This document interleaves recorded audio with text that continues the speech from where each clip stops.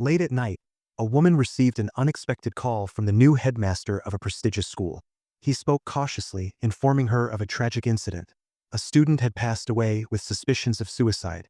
The news unsettled her, but it wasn't until the headmaster mentioned the wrestling team that a deeper concern took hold. Her son had been a coach, and rumors were circulating about extreme pressure and brutal hazing among the wrestlers. She tried to dismiss the allegations, insisting they were just exaggerated gossip, but the headmaster remained firm. An independent counsel planned to question her son, though he reassured her they would handle the matter discreetly. The conversation left her rattled, her mind racing with memories of her son's troubled past, his reckless behavior, his string of abandoned jobs, and a disturbing childhood moment when she had caught him watching a suffocating mouse with eerie detachment. As she hung up the phone, the once comforting stillness of her home felt oppressive. Everything around her, from the carefully preserved furniture to the old family portraits, seemed to bear witness to the conversation. She had spent years maintaining the legacy of her prestigious lineage, believing stability and tradition would protect her family. But now doubts crept in. Had she overlooked something about her son? And if the rumors were true, how much had she really understood about the person he had become? The woman had always known that her husband's adopted brother was considered a problem in the family. From the beginning, she had heard whispers about him being ungrateful, someone who never fit in despite everything the family had done for him. Her husband's parents had adopted him after being advised not to have more children due to medical risks. They had provided for him generously, even converting a section of their estate into a private space for him, complete with modern furnishings and a separate entrance. Yet, he remained distant, uninterested in the privileged life that was offered to him.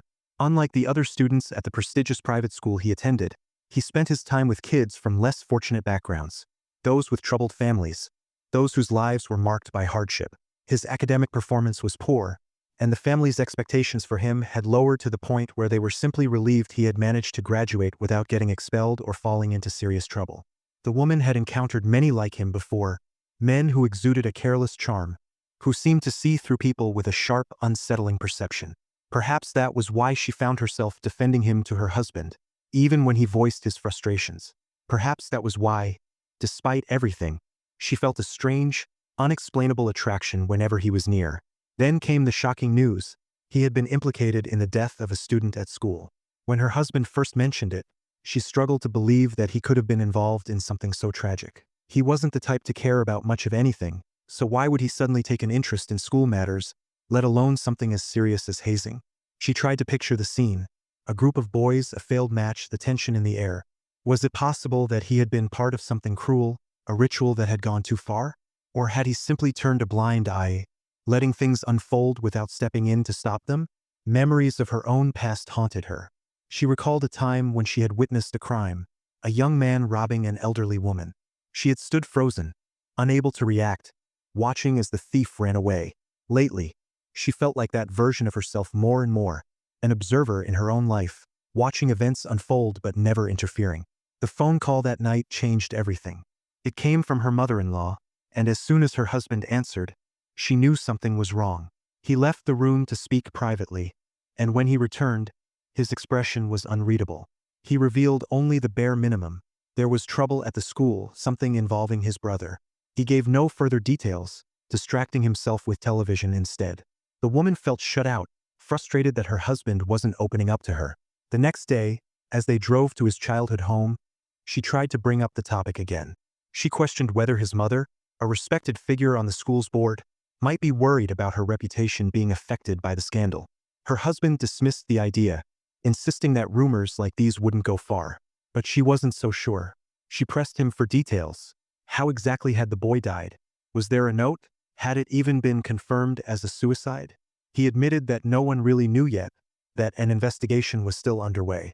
She confided that her own mother had suggested getting legal help for his brother, which irritated her husband. He accused her of sharing too much, of involving others unnecessarily. But she couldn't help but worry. Someone was spreading these rumors, and she wanted to know who. Her husband, however, remained indifferent, acting as though none of this really mattered. As they neared his parents' house, the tension in the car was thick. The woman couldn't shake the feeling that something bigger was at play, something that none of them fully understood yet. And despite her husband's reassurances that it wasn't a big deal, she wasn't convinced. The grand estate stood before them, an imposing house over a century old, passed down through generations. Its stone structure, wrought iron balcony, and sprawling design exuded elegance, with multiple chimneys, a detached garage, and a beautifully manicured garden. The sight of it always made the woman feel a sense of awe, much like when she was a child attending church, where she was taught to be silent and respectful, as if under watchful eyes. On the porch, a well-dressed woman waited for them, her appearance as refined as ever. Even in casual moments, she maintained an air of sophistication, her outfit neatly pressed, her jewelry perfectly placed. As they embraced in greeting, she cheerfully announced she had made banana bread, a favorite treat. They stepped inside, entering through the kitchen, where golden light from stained glass windows cast a warm glow on the wooden cabinets and an old yet well-maintained stove. The comforting scent of freshly baked bread filled the air, mingling with the soft strains of classical music from an old record, likely from her grandfather's collection.